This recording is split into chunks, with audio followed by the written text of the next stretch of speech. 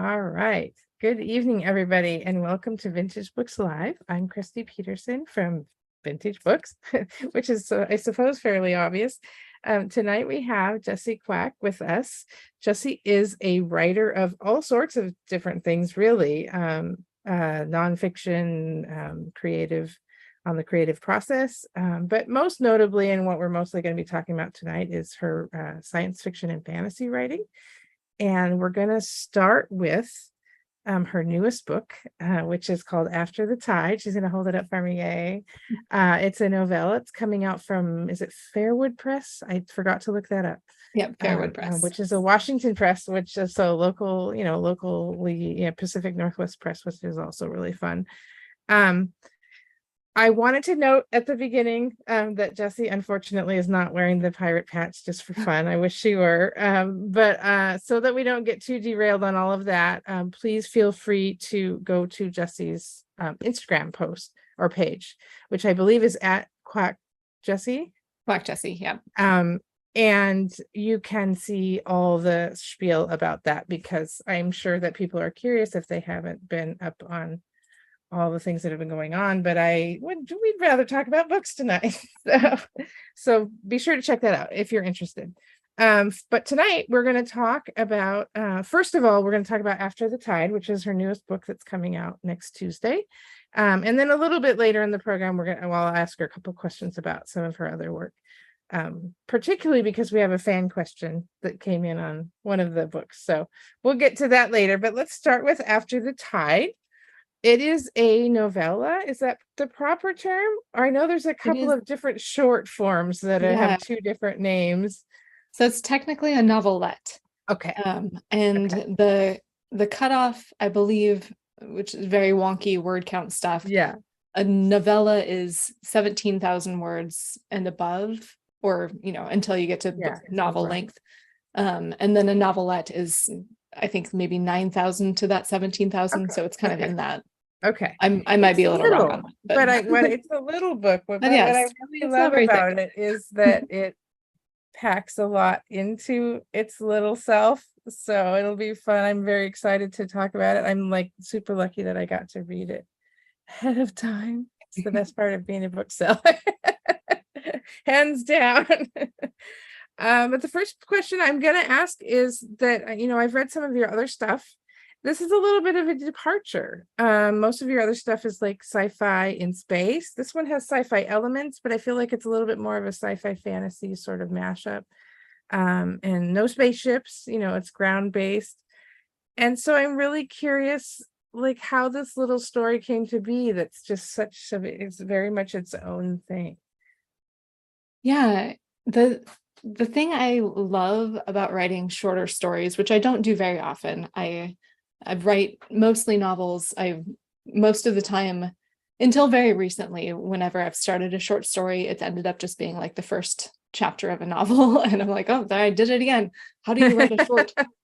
But now that I've kind of figured out the form a little bit more, what I love about it is you can do things, you can play with language and ideas in a way that that would be exhausting to do in a whole novel or a series of novels. So that was kind of, I guess, maybe some of the inspiration behind it. I wanted to be a little bit more playful, I guess. And so my brain was like, well, let's try this thing. Let's explore this fun city that has like, I guess it's just a little bit of the premise of the book is that there's a city that has been mostly submerged, or it was submerged centuries ago. And then the residents kind of built the city at the hill beyond it. But so there's this whole portion of the city that has been underwater for centuries.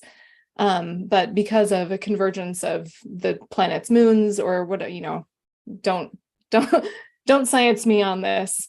Just go with it. It doesn't matter. It's all good.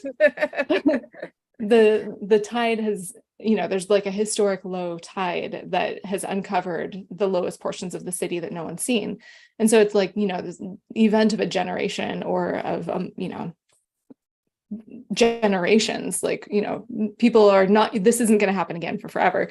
So the book starts with, there's kind of this real party atmosphere. Everyone's exploring, there's all these events planned that night.